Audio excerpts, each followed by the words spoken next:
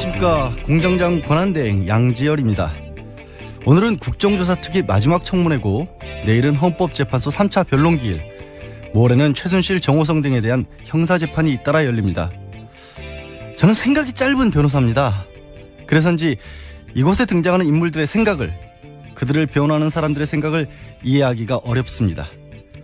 오늘 청문회에는 우병우 전 민정수석을 비롯한 주요 증인들이 나오지 않겠다고 합니다. 그 사이 상황이 많이 바뀌었죠. 우 전 수석에 대해서는 국립대학 총장, 경찰 인사청탁과 관련한 진술과 증거들이 나왔습니다. 조윤선 문화체육부 장관은 블랙리스트를 모른다고 하고 있는데, 전임 김용덕 장관이나 김성률 전 청와대 교육문화수석이 어제 피의자로 수사를 받았습니다. 최경희 전 이화여대 총장은 최순실과 수십 차례 전화통화를 한 사실이 드러났고, 김명숙 전 학장의 지시로 정유라 씨 학점을 올려준 유철균 교수는 이미 구속됐습니다. 오늘이라도 청문회에 나와서 진실을 얘기한다면 위증죄라도 벗을 수 있는데 왜 안 나온다는 걸까요? 오늘은 세월호 참상이 일어난 지 1000일째 되는 날입니다. 헌법재판소는 내일까지 세월호 사고 7시간의 행적을 밝히라고 했죠. 원래는 5일에 낸다고 했는데 대통령은 기억이 잘 나지 않는다면서 제출을 미뤘습니다. 지난 변론기일에서 대리인단은 예수, 소크라테스처럼 억울한 죽음을 당한 분들을 거론했습니다. 하지만 억울한 죽음을 맞은 사람들은 대통령이 아니라 304명의 세월호 희생자들입니다. 헌법재판인 탄핵심판은 형사재판과 다릅니다. 형사재판에서는 대통령이 7시간 동안 무엇을 했는지 검찰이 밝힌 다음 불법이 있다면 처벌해달라고 해야 합니다. 검사가 입증을 하는 겁니다. 하지만 박 대통령은 탄핵심판을 받고 있습니다. 7시간을 명확하게 기억할 수도 없을 만큼 제대로 일을 한 것이 아니라면 그 자체로 국민의 생명과 신체를 보호해야 할 대통령의 임무를 저버렸다고 할 수 있습니다. 저보다 법조 경력이 훨씬 화려한 대리인단이 그걸 모르고 있는 건지 이해할 수가 없습니다. 악마 변호사의 짧은 생각, 양지열이었습니다.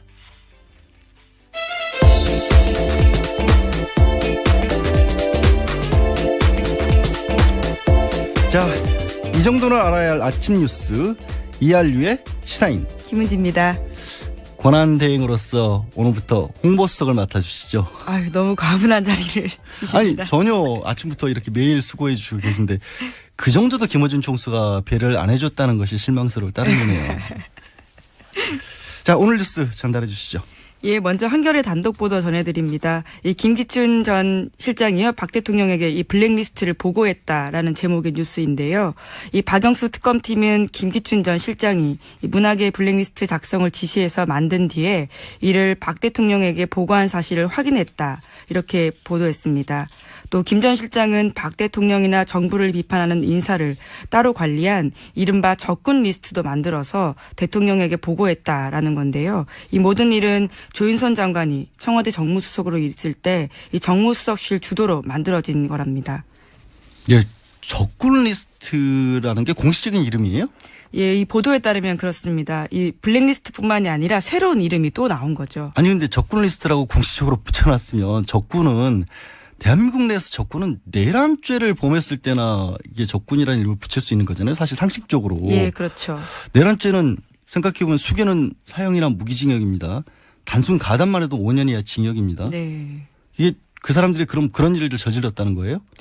정부 입장에서는 그렇다라는 의미로 보이는데요. 하지만 단순히 내란죄라기보다는 이 적군 리스트에 오른 사람들은 여당 성향이라고 하더라도 대통령에게 비판적인 사람들을 이름을 올렸다라고 하는 건데요. 대통령한테 싫은 소리 하는 사람들은 예. 적군이에요. 예, 그런 예. 이름이 붙었더라고요.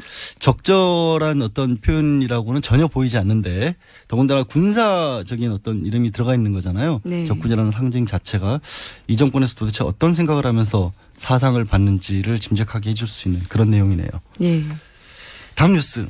네, 계속해서 블랙리스트 관련된 뉴스인데요. 이 블랙리스트와 관련해서 국정원도 개입됐을 거다라는 이야기 계속 전해드렸었는데, 구체적인 정황이 어제 SBS를 통해서 보도가 된 겁니다. 네. 이 블랙리스트 작성 과정에 국정원도 동원됐다라는 건데요. 이 국정원이 문학의 인사들의 사상을 검증하고 이를 문체부에 통보한 이 구체적인 문건을 SBS가 확보했다라고 보도하고 있습니다. 이 지난해 1월과 2월 2달 동안 추가된 블랙리스트 명단을 보면요. 이 정부 지원 문화 사업에서 배제해야 될 문학의 인사들과 그 이유가 적혀 있는데 그 바로 옆에 보면 K 그리고 B라는 알파벳이 있다라는 겁니다. K하고 B. 예. K는 예, 국정원? 예상하시다시피 국정원의 네. K로 보이고요. 그리고 B는 이 청와대로 보인다라고 하는 건데요. 이 블랙리스트에서 이 특정인들을 사찰해서 누군가는 되고 안 되고에 대한 판단을 국정원이 정보를 줬고 또 청와대가 지시했다라는 겁니다. 그 되고 안 된다라고 하는 게 결국에는 여태까지 진행했던 사업들 같은 것을 그대로 유지할 것이냐, 예. 아니면 정부 지원금을 받지 않을 정도로 않으면 안 될 정도로 사실 문화계 같은 경우에는 뭐 경제적으로 그렇게 여유로운 분들이 아니잖아요. 예. 계속해서 추진해오던 사람들이 없애버리면 예산을 그야말로 이분들에게는 생존권의 문제가 될 수도 있는 건데 그거를 그렇게 분류를 했다는 거고. 근데 왜 국정원이 거기를 개입했다는 거예요? 예, 그렇기 때문에 더욱 문제가 되는 건데요. 아니 그러니까 국정원 지금 저 블랙리스트 같은 걸 만드는 방법을 보면 뭐 야당 인사들을 지지하는 서명을 냈다거나 예. 아니면 세월호 사고처럼 정부 입장에서 조금은 불편한 내용들에 대해서 지지하는 예. 그런 의사를 밝혔을 때인데 그것만으로 뭔가 부족했다. 그럼 국정원이 뭐라고 할까 사상 검증을 하기 위해서 뭔가 추가적으로 사찰 같은 것을 했다라고밖에 볼 수 없는 거잖아요. 예, 그렇게 의심할 수밖에 없는 정황들입니다. 거기에 대해서 국정원이 애초에 뭐 민간인 사찰 같은 것들을 해와서 일종의 데이터베이스 같은 게 만들어져 있었던 건지 아니면 이 사안을 두고 청와대나 뭐 문체부의 요청이 있어서 새롭게 만들었다든지 이런 부분은 아직 밝혀지지 않은 거죠. 예, 그 부분은 계속 좀 취재가 돼야 될 부분 같습니다. 그 부분이 만약에 밝혀진다고 한다면 국정원과 관련해서 새로운 게이트가 될 수도 있는 예. 그런 사안이 되겠네요. 예. 예. 다음 뉴스는 뭐죠? 예, 또 블랙리스트 관련된 뉴스인데요. 이 조윤선 장관은 계속해서 이 블랙리스트조차 모른다라고 말하고 있지 않습니까? 이제 그런데 조 장관이 블랙리스트에 관해서 이 입막음용으로 문체부 전현직 간부를 회유하면서 이 대가성 인사를 제안한 정황이 이 특검에 의해서 포착됐다라는 건데요. 이 구체적으로 좀 보시면 이 최근에 이 문체부 기획조정실장을 하다가 이 송수근 문체부 1차관으로 올라간 분이 있거든요. 이분이 이 블랙리스트 총괄로 알려져 있는데요.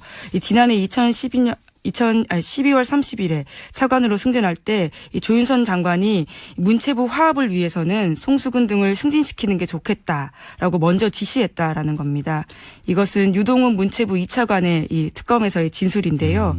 이 뿐만이 아니라 이 대통령이 참 나쁜 사람이다라고 지적한 이 노태강 국장 기억하실 텐데요. 이 노태강 전 국장에 대해서도 이 대한체육회 사무총장직을 제안했다라는 것이 이 조 장관의 지시라는 겁니다. 아니 그러니까 뭔가 이 사람들이 조윤선 장관과 관련된 부분을 잘 알고 있기 때문에 결국에는 자신의 세력 내에 포함을 시키려 했다 이런 얘기잖아요. 예, 회유한 거죠. 근데 조윤선 장관 같은 경우에는 11개월 동안 정부수석 있으면서 대통령 한 번도 못 봤다라고 할 정도로 예, 독대한 적이 없다 이렇게 그러니까 차라리 했었죠. 예. 무능한 것이 낫지 내가 불법을 저지른 적은 없다라는 식으로 하고 있고 무엇보다 제가 알기로 조윤선 장관이 빠져나가려는 변호사로서 만약에 변론을 계획을 한다면 이런 건 가능할 것 같아요. 김기춘 전 실장이라든가 우병우 전 수석과 관련해서 그러니까 일종의 최순실과 관련해서 영향력을 행사할 수 있는 그런 그룹이 있고 나는 조윤선 장관은 나는 사실은 그런 실제 권력들과는 조금 동떨어진 입장이었다. 그러니까 조 장관이 뭔가 강력한 권한을 행사했던 그런 것은 또 안 보인 것도 사실이잖아요. 그래서 끝까지 지난 청문회 때도 계속해서 모른다라고 일관을 했었고 근데 만약에 이 보도가 사실이라면 조 장관도 블랙리스트와 관련해서 뿐만이 아니라 실제로 이 정권에서의 실세 중에 하나였다라는 얘기가 될 수가 있는데 그런 부분은 어떻게 생각하세요? 이게 가능한 얘기일까요? 굳이 이렇게 승진까지 시키려고 했다라는 정황들을 보면요. 본인도 분명히 관련된 정도가 적진 않다라고 보입니다. 그 승진을 시켜줄 수 있을 만큼의 능력도 있었다. 예. 대통령과의 관계에 있어서 그렇게 볼 수 있다는 거죠. 생각해보면 조 장관이 그렇게 뭐 여가부 장관이라든가 또 뭐 경선 떨어진 다음에 바로 장관으로 되고 이런 걸 보면 그냥 아무 힘도 없었다라고 보기는 무리인 것도 사실이긴 합니다. 예. 이 보도가 그런 부분에서는 주목할 만한 것 같고요. 다음 뉴스는요. 예, 이번에는 이 조은동 전 수석과 관련된 부분인데요. 조은동 전 수석이 김영재 의원에 대해서 이 대통령의 성형과 관계가 있다라고 직접 말한 사실이 확인됐다라는 대통령의 보도입니다. 성형. 예. 지금까지 계속해서 이 김영재 의원은 본인이 성령한 적 없다라고 이 부인해 그렇죠. 왔거든요. 이 청문회에서도 그렇게 이야기를 했었고요. 이제 그런데 이 그와 관련되어 있는 사실을 알고 있는 조원동 전 수석이 지난해 11월 달에 이 컨설팅 업체 대표 이현주 씨와 통화해서 이렇게 이야기를 했다라는 건데요. 이 통화에서 조 전 수석은 이 대통령의 성령하고는 관계가 있었구나 라면서 그렇지 않았다면 안 전 수석에게 내가 김영재 의원과 관련된 인수인계 꼭 해라 이런 얘기 하지 않았을 거다라는 말을 했다라는 겁니다. 그러니까 안 전 수석에게 넘겨주면서 예. 그런 얘기를 했다. 그러니까 이거는 꼭 챙겨야 한다라고 얘기를 했다는 거는 결국에는 그 언론에서 제기했던 의혹처럼 예. 조원동 전 수석이 이 김영재 원장의 중동 진출이라든가 해외 진출을 성사를 못 시키는 바람에 예. 그 자리에서 물러났다는 게 맞다라는 그런 간접적인 얘기가 되겠네요. 예, 조 전 수석은 또 이제 그와 관련해서 또 다른 이야기도 하고 있는데요. 그 김영재 원장 부인이 최순실 씨와 관계가 있으니까 바로바로 자기에 대한 상황이 직보되는 상황이었다. 이런 이야기를 하고 있습니다. 최순실에 대한 것도 알고 있었고. 근데 예. 이 내용이 나온 게 예. 지금 조 전 수석이 검찰의 수사를 받고 영장이 기각되면서 풀려난 다음에 다시 전화를 해서 나오는 거죠. 예, 그 이현주 대표라고요. 이 이현주 대표 같은 경우에는 이 김영재 의원 중동 진출에 관련해서 부적절하다고 의견을 냈던 사람이거든요. 근데 그 부적절하다고 의견을 냈던 것 때문에 또 이현주 대표도 굉장히 고초를 겪었다고 알려졌죠. 예, 그렇습니다. 이 가족이 운영하는 회사에 대해서요, 국세청이 아주 강하게 뭐 세무조사를 했고요. 또 국정원까지 동원돼서 이 집안을 굉장히 샅샅이 뒤졌다라는 겁니다. 조원동 전 수석도 국정원에 의해서 일종의 사찰 같은 것을 받았다는 의혹을 제기한 바 있는데 그런 얘기도 좀 나왔나요, 이번에도? 예, 그 부분은 이번 언론 보도에서는 없었는데요. 예, 그 부분은 제가 좀 더 확인을 해서 말씀드리겠습니다. 네, 알겠습니다. 또 다음 뉴스는 어떤 게 있죠? 예, 뭐 대통령 대포폰 의혹 관련해서도 계속 이야기가 나왔던 부분인데요. 조금 더 구체적인 정황이 나온 겁니다. 이 대통령이 정호성 전 비서관의 대포폰으로 전화를 건 사실이 확인됐다라는 한겨레 보도인데요. 예. 대통령이 직접 걸었다는 거예요? 예, 이 통화 목록에 있었다라는 건데요. 이 정호성 전 비서관의 대포폰에 예, 목록이 있다라는 건데 이제 그것만 보더라도 통화를 했다라는 걸 알고 번호를 서로 알았다라는 건데요. 이 정호성 전 비서관의 대포폰에 보면 P, S 이런 이니셜로 표시된 전화번호가 있다라는 겁니다. 그러니까 피해서 걸려오면 대통령 전화번호라고 하고 전화가 직접 온 거라고 하고 받았다는 건데 예. 대통령도 대포폰이란 것까지 알고 전화를 했을까요? 모르지 않았을 것 같습니다. 모르지 않았을 것 같아요. 예. 이게 지금 왜 김 기자가 모르지 않았을 것 같다라고 얘기를 하냐면 사실 이 비서관급 정도가 되면 보안 전화가 다 예, 지급이 그렇습니다. 되잖아요. 공식적인 전화는 있고 개인적으로 사용하는 전화는 따로 있고 예. 개인적인 전화가 있다는 것 자체가 이상한 일인데 그 전화를 대통령이 직접 알고 있으면서 전화를 했다라는 게 이 사안에서는 되게 황당한 얘기인데 이게 예. 대포폰이라는 게 무슨 뭐 범죄 집단에서나 쓰는 거지 않습니까? 그렇죠. 근데 대통령이 그러면 또 한 가지 궁금해지는 게 직접 이 스마트폰이나 아니면 이런 걸 이용해서 눌렀을지 아니면 누군가를 시켰을까요? 본인이 직접 했을 것 같습니다. 왜냐하면 이 핸드폰에 보면요. 정호성 전 비서관의 대포폰은 아주 소수의 사람들과만 통화를 하고 있는데요. 최순실 씨, 대통령, 그리고 윤전주 행정관, 그리고 이영선 행정관 이 정도이거든요. 이제 그렇기 때문에 그 번호를 아는 사람이 아주 많지 않지 않았을까 싶습니다. 그러면 대통령이 쓴 전화는 정상적인 그러니까 박근혜 이름으로 개통이 된 전화일까요? 아니면 그것도 대포폰이었을까요? 네, 그것도 수사에서 밝혀야 될 내용이겠지만요. 정상적인 폰으로 대포폰이라 통화하긴 쉽지 않았을 것 같다라는 생각이 들긴 합니다. 그러니까 일국의 대통령이 대포폰을 사용했을지도 모른다는 의혹이 제기가 된 거죠. 예, 그렇죠. 답답하네요. 예, 다음 뉴스 전해주시죠.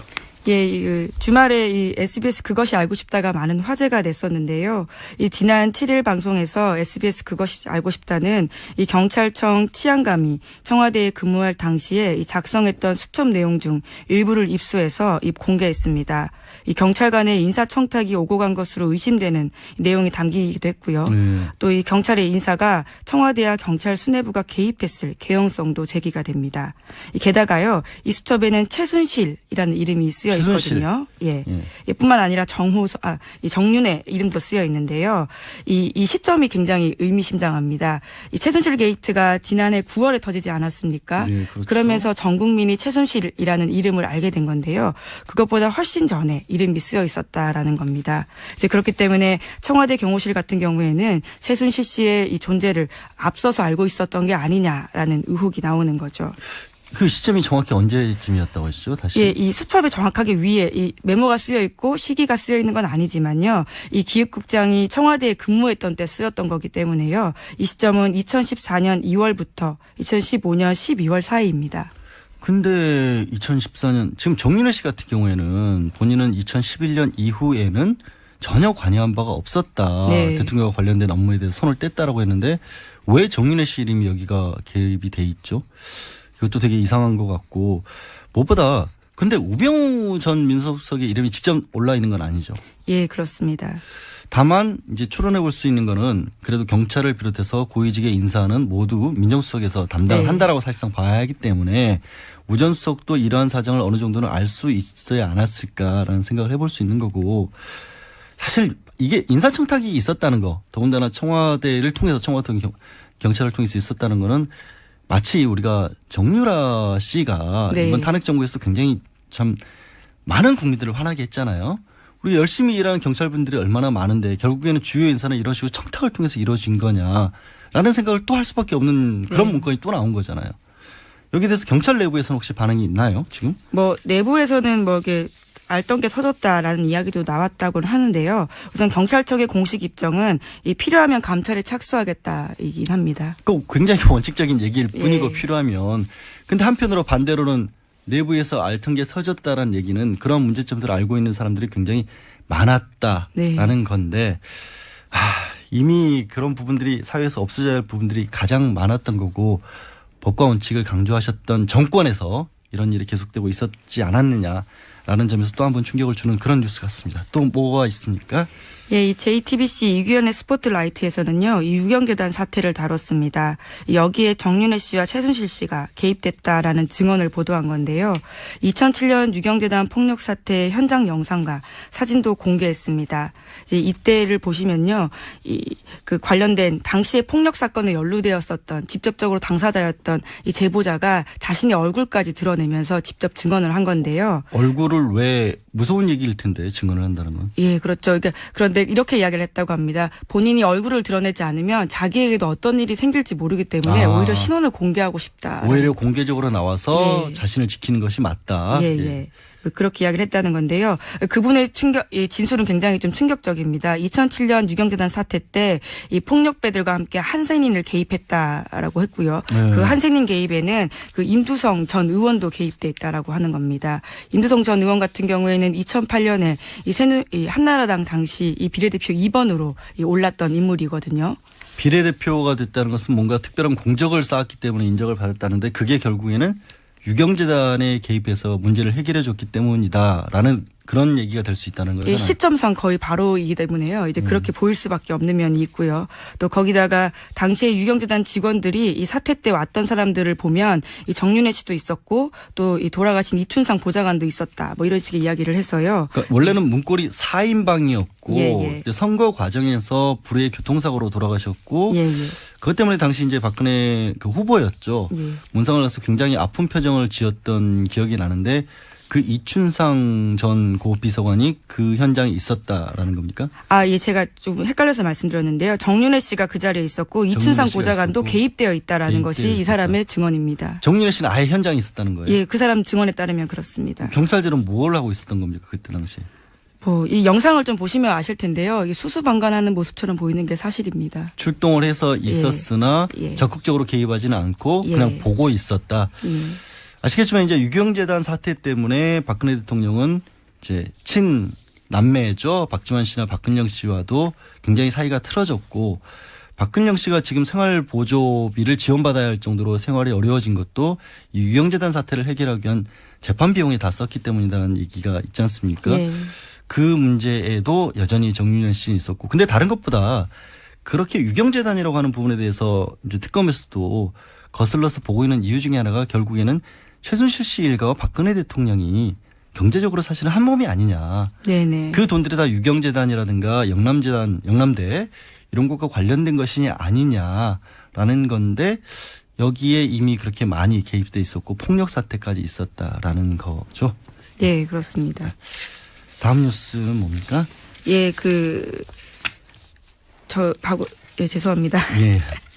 천천히 보세요. 예, 가습기 사건 관련돼서요. 지난 7일에 있었던 사건인데요. 이 옥시 대표와 관련해서는 징역 7년이 있었고요. 하지만 이 외국인 존리 같은 경우에는 무죄가 났거든요. 이제 그것 때문에 많은 사람들의 공분을 샀던 사건입니다. 그러게요. 그 재판정에도 사실 피해자분들이 출석을 했고 저도 보면 가슴 아픈 게 어린 아이들이 이 호흡기를 달고 있었던 모습들도 수차례 뉴스에서 보지 않았습니까? 예. 결국 판결이 날 때도 그 판결을 들을 때까지 계속 잊지도 못하고 밖으로 나오셨다라는 그런 뉴스를 읽었는데 그 결과를 계속해서 좀 말씀을 해 주시죠. 예, 원래는 사기 혐의까지 적용이 돼서요. 이 검찰 같은 경우에는 이 신현우 옥시 전 대표에게 구형 20년을 이야기했었습니다. 하지만 사기 혐의가 인정이 되지 않아서요. 이 부분은 무죄가 났기 때문에 이 징역 7년밖에 되지 않았고요. 그리고 이 존리 전 옥시 대표 같은 경우에는 외국인인데다가 이 수사 자체가 워낙 늦게 시작되다 보니까요. 이 증거를 많이 모으지 못해서 이 무죄 판결을 받았습니다. 이게 결국에는 7년밖에 나올 수밖에 없었던 이유가 사람을 그렇게 많은 사람을 죽게 만들었지만 현재 법상으로는 그러니까 일부러 죽인 것까지가 아닌 한 엄상과실치사밖에 적용을 못하니까 엄상과실치사는 5년 이하거든요. 예. 5년 이하에 가중을 해도 7년 정도밖에 안 되는 그런 상황이고 그래서 검찰이 다소 무리했지만 이 사기라는 것을 적용을 해서 어린이들에게도 안전하다라는 광고를 한 것 때문에 샀고 그래서 결국 한 50억 넘는 부당한 이익을 얻었다라는 건데 그 부분이 결국은 인정을 못 받은 바람에 최고형이 7년밖에 안 나온 거 아니겠습니까? 예, 그렇습니다. 근데 이 부분은 정말 문제가 많은 게 이 엄상과실이라고 하는 거는 그냥 교통사고 정도를 예상해서 만든 법률이거든요.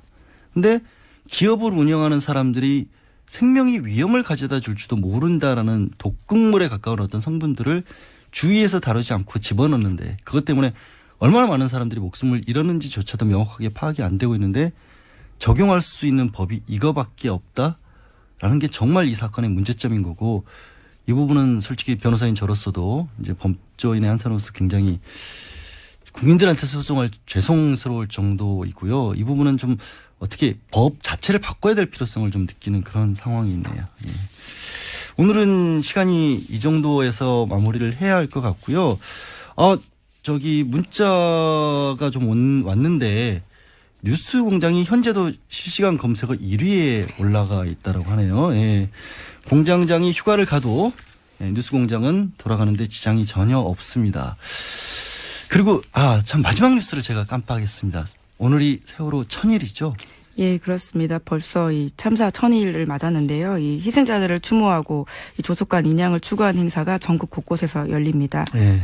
오늘 저녁 7시 반 경기도 안산에서요. 추모 음악회가 열린다고 합니다. 지난 토요일 촛불 집회도 세월호 1000일을 되돌아보는 그런 자리를 마련하고 있었고요.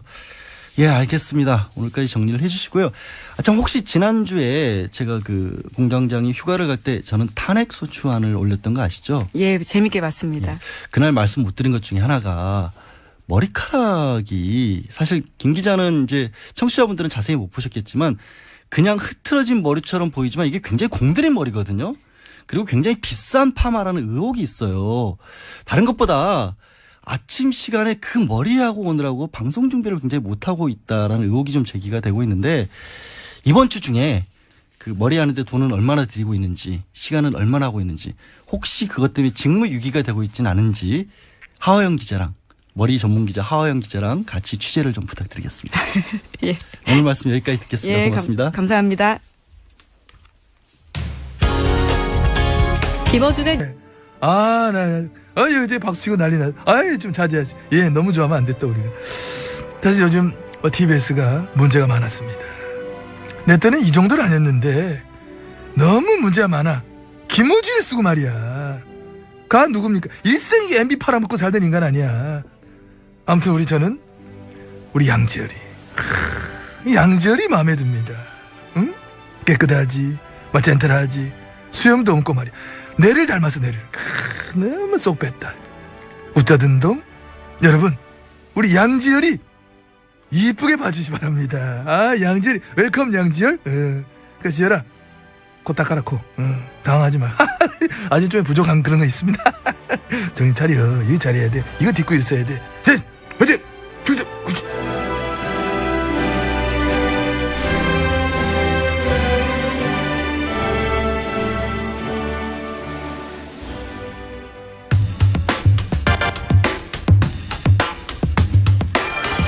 네, 오늘 뉴스공장 첫 번째 인터뷰 제1공장 시간입니다. 오늘 최순실 게이트 국조특위 마지막 청문회가 있습니다. 그런데 주요 증인들이 출석하지 않을 거라고 합니다. 국조특위 마지막 청문회가 과연 유종의 미를 거둘 수 있을지. 국민의당 최순실 게이트 국조특위 간사입니다. 김경진 의원 연결돼 있습니다. 의원님 나와 계세요? 네, 안녕하십니까? 네, 안녕하세요. 스까 요정님. 네. 아니, 방금 전화 대기를 하고 있다가 배칠수 씨, MB 성대묘사를 들었는데, 어찌 웃기든지 이거 방송이라고 하는 거 아닌가 싶어요. 방송하는데 왜 갑자기 제 이름이 나왔는지 모르겠습니다, 저도. 네. 근데, 의원님. 예. 어찌했을까요? 그러니까요. 오늘 마지막 청문회인데 주요 증인들이 안 나온다고 합니다. 누가 안 나온다는 거예요? 거의 지금 20명이 채택이 돼 있는데요. 14명 정도가 안 나올 것 같습니다. 14명, 20명 그러니까, 중에서? 예. 지금, 그러니까 조윤선, 윤전추, 우병우, 최경희, 추명호, 박원호, 김경숙, 어쨌든 핵심 증인들은 대부분 다 지금 불출석 사유서를 제출했고요. 그 다음에 안봉근, 이재만 이런 문고리 이런 분들은 아예 그냥 소환장을 안 받으려고 잠적해버린 상태고요. 또 뭐 박재홍 국가대표 승마팀 감독 이런 사람은 뭐 해외에 체류하고 있다 뭐 이렇게 하고 있고, 결국은 지금 정성주, 정매주 씨, 그다음에 삼성의 박상진 사장, 그다음에 구속된 남궁건 학장 뭐 이런 분들, 정동춘, 노승일 씨 이런 6명 정도가 지금 간신히 출석할 것으로 보이네요. 정동춘, 노승일 부장 같은 경우에는 그래도 굉장히 시원한 얘기들 좀 많이 해주었었고, 뭐 예. 이만 안종근 비서관이 헌법재판소에서 오라 그래도 안 나왔던 분들이니까 그렇다 치더라도, 네. 아까 저도 이제 브리핑 하기 전에 잠깐 얘기를 한 게, 지금 그 사이에 청문회 사이에 좀 많이 바뀐 상황들이 있지 않습니까? 특히 이화여대 최경희 총장이라든가 전 총장이라든가 김경수 예. 학장 같은 경우에는 지난 청문회에서 위증했던 게 거의 확실해 보이고, 네. 아시겠지만 이제 청문회에서 마지막까지 말을 바꾸게 될 경우에 위증죄라도 벗어날 수가 있지 않습니까? 예. 그런데도 이게 안 나오는 이유는 뭘까요? 그러니까 이제 저희 국회에서 이제 그런 분들, 그러니까 이제 조윤선 씨라든지 우병우 씨라든지 최경희 또 학장이라든지 뭐 이런 분들에 대해서 이렇게 기회를 준 거는 국민들 앞에서 위증했던 것을 사과하고 진실을 좀 얘기해라. 그러니까요. 그러면서 국민들께 용서를 좀 구해라라고 기회를 한 번 더 드린 건데, 그분들 본인들 스스로가 그냥 그 기회를 발로 차버린 것 같아요. 굉장히 안타깝습니다. 국회에서 위증하면 1년 이상 10년 이하 범죄가 또 추가가 되는 건데 고발하셔야겠네요. 그러면. 예, 대부분 지금 이미 고발이 된 사람들 간에 뭐 조윤선 장관 같은 경우는 이제 고발이 이미 이루어진 상태고요. 예. 앞으로 추가적으로 계속해서 지금 고발이 이루어질 것 같습니다. 근데 예. 지금까지는 법원에서 남은 위증죄에 대해서 형량이 좀 낮았던 것 같아요. 그래서 이번을 계기로 해서 법원이나 검찰의 양형 기준을 좀 내부적으로 좀 개정을 해서 예. 위증죄에 대해서는 반드시 실형을 선고하도록, 특히 국민들이 바라보고 있는, 또 국민의 대표자로 이루어진 국회 국정조사나 국정감사장에서 위증을 한 경우에는 실형 최소한 2년 이상의 실형을 반드시 선고하도록 이렇게 양형 기준이 좀 개편돼야 될 측면이 분명히 있어 보입니다. 그렇죠. 양형 기준도 그렇고요. 또 이제 정치권에서는 그동안에는 국회의원들이 청문회 끝나고 나면 그걸로 끝이지 뭘 또 고발까지 하느냐라면서 좀 게을리했던 부분도 있다고 정치권에서는 얘기를 하더라고요. 아마도 네, 그런 부분은 김 의원님이 계시나 하는 없으리라고 저는 기대해 보고요. 예. 조윤선 장관 얘기를 하셨는데 네. 오늘 저는 조윤선 장관에 대한 어떤 청문회 기대를 좀 많이 했었거든요. 그리고 네. 아마도 김 의원님께서도 이런 부분을 좀 준비를 많이 하셨을 것 같은데, 예. 블랙리스트가 작성과 관련해서 조 장관은 부인을 하는데 네. 특검에서도 이 블랙리스트 존재 확인을 했고, 문체부에서는 심지어 대국민 사과까지 준비를 하려고 했었다. 네. 그런 얘기도 나오는데 그 부분과 예. 관련해서 뭐 준비하신 내용 말씀하실 게 있으시죠? 예, 그래서 이제 지난번 청문회 이후에 보면 특검 조사 상황이 상당히 지금 이렇게 강도 깊게 또 이렇게 굉장히 넓게 지금 조사가 진행 중인 것 같습니다. 그리고 특검도 이게 대표적인 헌법 위반 사례로 봐서 강하게 처벌을 하겠다라는 입장을 피력하고 있고요. 그래서 문체부 내부에서도 상당히 지금 술렁이고 있다고 합니다. 그러니까 이게 너무 많은 이 간부나 직원들이 연루가 돼 있다 보니까 이 정도 상황이 됐으면 빨리 이렇게 국회에서 사실을 인정하고 대국민 사과를 하자. 그러는 것이 문체부 내부적으로 피해를 최소화하는 길이다라는 것이 지금 내부에서 이렇게 의견이 모아지고 있는 것 같은데 오직 조윤선 장관만이 지금 버티고 있는 모양이에요. 사실 그러니까, 그렇죠. 공무원들이 아시겠지만 공무원들이 자기가 다 모든 책임을 지기 위해서 상급자에게 보고도 안 하고 그런 것들을 만들었다라는 거는 상상하기도 어렵지 않습니까? 예, 그렇습니다. 사실 이건 누가 봐도 청와대 지금 박근혜 대통령이나 김기춘 실장이 핵심 주역이고 결국은 이제 실무 총책임자로서는 조윤선 장관, 그다음에 이제 그 밑에 있는 차관이라든지 청와대 이 비서관들, 그다음에 문체부의 국장, 과장 이제 이런 사람들로 이렇게 이루어진 것들이거든요. 근데 결국은 이게 문체부 국장이나 과장 또 실무 사무관 서기관 입장에서 보면 자기들은 위에서 시키는 대로만 했는데 그렇죠. 공무원들은 기소되는 순간 이게 평생 이렇게 봉직했던 것으로 인해서 받는 연금도 못 받게 되고 이제 공무원의 명예는 그냥 다 날아가고 물론 이게 본인들이 부당한 불법적인 지시면 거부를 해야 할 용기를 가지고 공직을 수행하지 못한 그 책임은 있지만 어쨌든 그럼에도 불구하고 이제 공직자라는 한계가 있는데 그런 것을 끝까지 지금 보호해주지 못하겠다, 그걸 제대로 못하겠다고 하는 이 조윤선 장관의 태도는 사실은 납득이 안 가는 부분이죠. 보호를 못해준다기보다 적극적으로 다른 쪽으로 얘기를 했던 그런 의혹도 나오고 있죠. 그러니까 송수근 차관 임명한 게 결국에는 조 장관이 자기를 보호하기 위해서, 그러니까 자기 편으로 만들기 위해서 차관으로 임명을 했다. 그런 얘기까지 나오고 있는데요.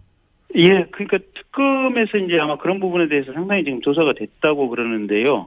이 송 차관 같은 경우는 지금 문체부 기획조정실장을 역임을 했었거든요. 그래서 이게 문체부 내 주요 보직을 역임하다 보니까 이런 블랙리스트에 관련해서는 상당히 많은 내용을 알고 있고 본인 직접 개입이 돼 있다. 그래서 이 사람은 차라리 승진을 시켜서 좀 더 핵심으로 끌어들여야만 증거인멸이라든지 이 사건을 숨기는 데 유리하다라고 보고 이번에 차관으로 승진시켰다라는 얘기가 타당하거든요. 그렇습니다. 예, 그렇게 차관으로 승진시키는 데는 조윤선 장관이 지금 위증죄로 고발돼 있고 여러 가지 이제 이 직권남용죄라든지 제목으로 처벌받을 가능성이 높기 때문에 그런 부분을 좀 피하기 위해서 한 것이 아닌가. 라는 부분이 아마 특검에서 조사를 집중하고 있습니다. 그러니까 지금 조윤선 장관은 사실은 뭐 정무수석 11개월 하면서 대통령하고 독대도 한번 못했다 할 정도로 자신은 뭐 실세는 아니었다 이런 얘기를 하고 있지만 그게 거짓말일 가능성이 더 높다라는 것이고 지금 특검 같은 경우는 김기춘 전 비서실장이나 조윤선 장관 못 부르는 게 아니라 안 부르고 있다라는 입장인데 그래서 이제 나머지 피의자들 뭐 다 밑에서 일했던 사람들에 대한 피해자들 신병 처리한 후에 부르겠다 이런 입장이잖아요. 검찰에 계셨으니까 특검에서 이렇게까지 좀 조심하고 있는 건가요? 아니면 뭔가 확실한 증거나 이런 것을 아직은 못 찾았기 때문에 조금 미루고 있는 건가요? 거의 확실하게 증거는 잡았다고 보여지고요. 거의 확실하게. 예. 이제 이 사람들은 어쨌든 비중이 좀 있으니까 부르는 승부 한번 불러서 조사하고 곧바로 사법 처리를 해버리려고 그러지 않을까 싶어요. 특히 김기춘 실장 같은 경우 더더욱인다나 완벽하게 금호를 짜놓고. 예. 그래서 밖에서부터 차근차근 이렇게 완벽하게 조여 들어가는 수사 방식이라고 보여지고요. 이제 본인들은 어쨌든 아무것도 모른다, 관련도 없다. 김기춘 실장 심지어는 최순실 존재도 모른다라고 부인을 하고 있는 사람들이니까요. 예, 그러게요. 어차피 그래서 특검 의원님께서 그렇게 말씀하십시오. 네, 특검 나와도 뭐 그런 식으로 이렇게 뻔뻔하게 부인할 거 아니겠습니까? 어차피 부인만 할 거니까 증거 없이는 안 되겠다 이거죠. 예. 혹시 지난번에 이제 우병우 전 수석이 나왔을 때 다른 의원분들과는 달리 이제 녹취록이라는 증거를 준비해서 오셨었잖아요. 네. 굉장히 인상적이었는데 이번에 혹시 오늘 공개는 못하시지만 혹시 준비해 놓으셨던 게 있으셔요? 혹시? 지금 우병우 수석 같은 경우는 기본적으로 이제 뭐 이것저것 물어볼 것이 많이 있기는 한데요. 가장 핵심되는 부분은 이제 이런 것 같아요. 도대체 당신이 이게 공직자인데, 그러니까 대한민국의 공직기강을 총괄하는 민정수석이라고 하는 그 중요한 직책에 있었는데 도대체 공직이란 무엇이라고 생각을 하느냐. 그리고 공직자는 과연 누구를 바라보고 공직을 수행해야 하느냐. 국민이냐 아니면 임명권자인 대통령을 바라보고 공직을 수행해야 하느냐. 그러니까 이게 이분은 그렇게 뭐랄까 뭐 그런 걸 기대하기 어려운 분이었겠죠. 그렇죠. 예, 그런 걸 기대하기 어려운 분이었겠죠. 기대하기 어려운 사람인데 그럼에도 불구하고 본인에게 뭔가 한번 물어보고 싶어요. 예, 도대체 당신은 무슨 생각으로 그 검찰의 고위직을 그렇게 했으며 대한민국의 그 높은 직위에 올라가서 무슨 생각으로 그렇게 일을 했느냐. 그러게요. 또 한 당신이 번 지향하는 지향점은 무엇이었느냐. 또 한 번 식사하셨습니까라고 한번 물어보셨어야 되는데 네. 오늘 나오는 증인들에 대한 얘기도 좀 여쭤볼게요. 네. 오늘 그 청문회에 정성주 정매주 자매 그 미용 머리 담당하고 메이크업 담당이었던 자매가 출석을 하지 않습니까? 네. 마침 오늘이 이제 세월호 사고 1000일째 되는 날인데 네. 이 두 사람이 아무래도 대통령의 세월호 7시간 행적과 관련해서는 좀 뭘 알고 있지 않을까라고 지금 그 기대가 되는 그런 상황 아닐까요? 네.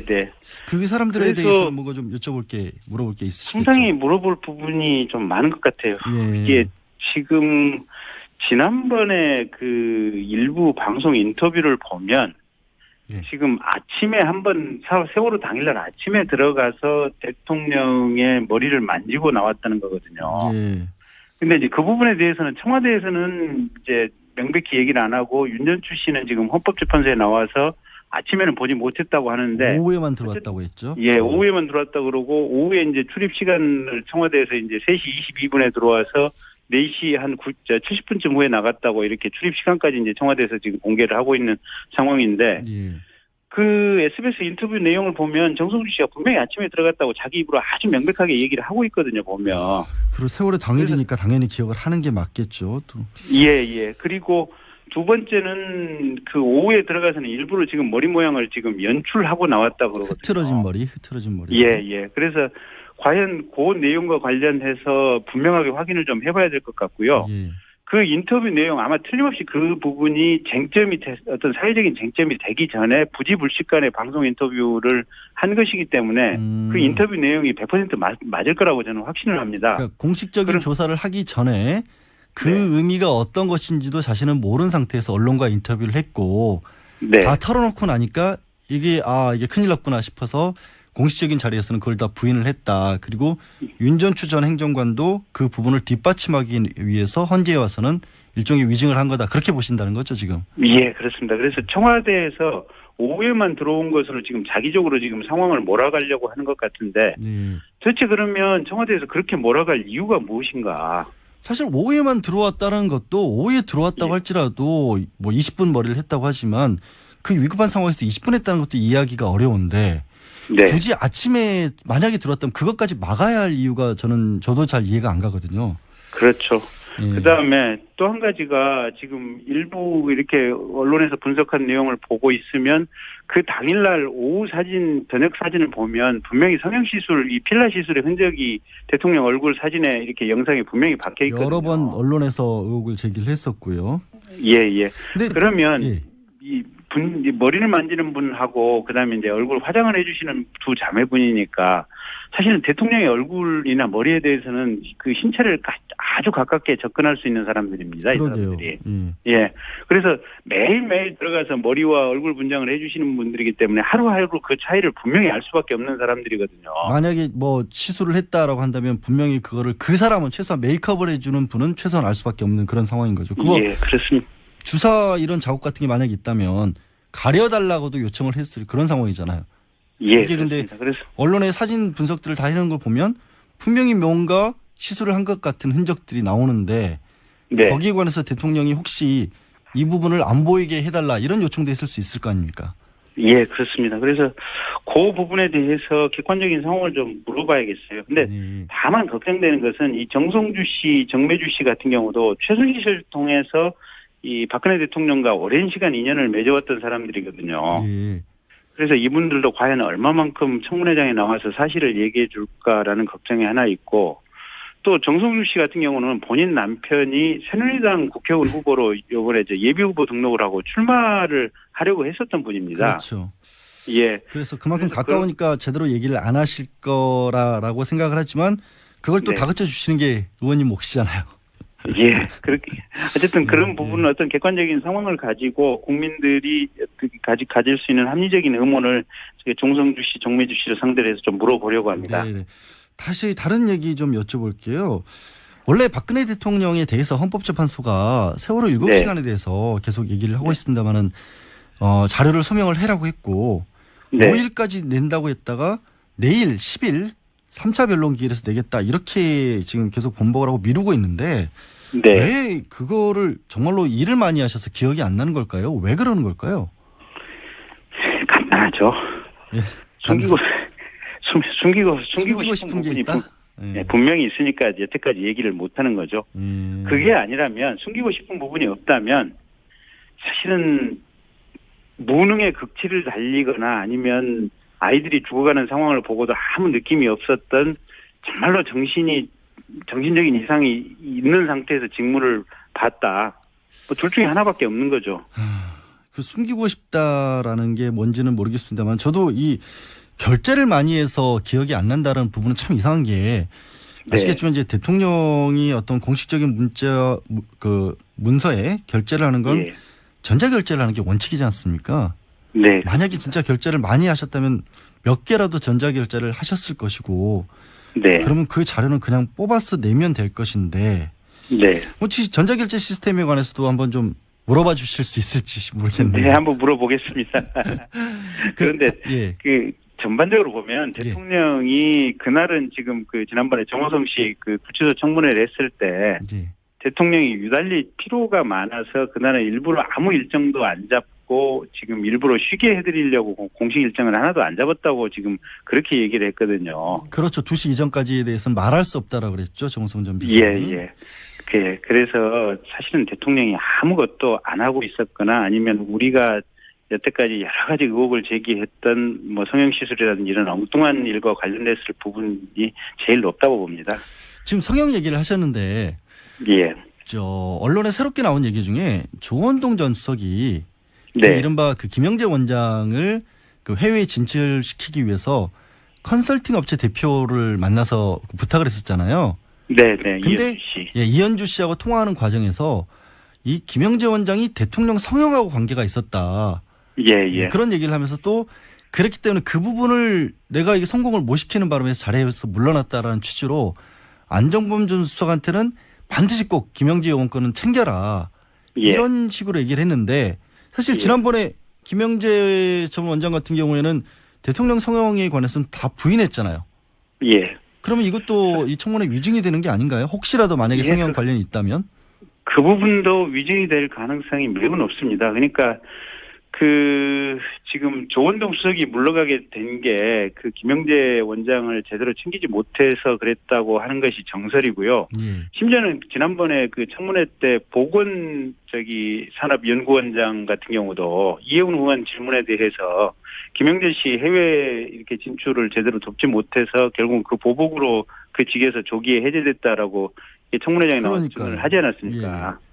그래서 당시에 청와대 내부에서도 김영재 원장 사업을 제대로 챙기지 못하면 가차없이 날아간다라는 것이 뒤늦게 이제 이 조원동 수석이 이렇게 교체되는 것을 보고 청와대 내부에서도 모두가 인지하게 돼서 전부 이 김영재를 챙기기 위해서 서로 충성 경쟁이 벌어졌다 이런 얘기가 있거든요. 그러니까 성형외과 원장 한 사람 못 챙겨서 청와대에서 다 모든 사람이 날아간다. 네. 근데 그 말씀이 이게 맞을 것 같은 게 가능성이 충분히 있어 보이는 게 이게 김영재 원장에 관해서 최순실의 금고에서 네. 김영재 원장 관련한 서류들이 다 발견이 됐다라는 또 보도도 있었어요. 네. 그럼 김영재 원장에 대해서는 이게 청문회를 넘어서서 별도의 또 수사도 해야 되는 거 아니겠습니까? 고강도로. 특검에서 이미 지금 수사가 진행 중인 것으로 알고 있고요. 예. 그러니까 이제 여러 가지 가능성을 종합해 보면 김영재 원장의 사업이 사실상 김영재 혼자만의 사업이 아니고 사실상 최순실도 같이 이렇게 동업 형식으로 참여한 사업이었을 가능성도 충분히 있다. 예. 그래서 특검에서 아마 그런 부분을 종합해서 수사를 진행 중인 그렇죠. 것으로 알고 있습니다. 그러지 않고는 그런 일이 벌어지기 어렵겠죠. 의원님 말씀 더 듣고 싶은데 오늘 인터뷰는 여기서 마무리 드려야 될 것 같고요. 오늘도 스카이 요정으로서의 가치를 충분히 빛내주시기 바랍니다. 고맙습니다. 예, 고맙습니다. 네, 지금까지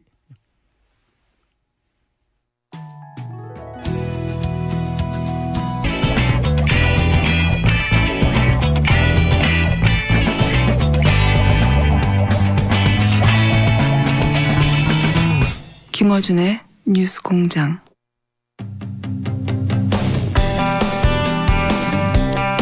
뉴스공장 두 번째 인터뷰 제2공장 시간입니다.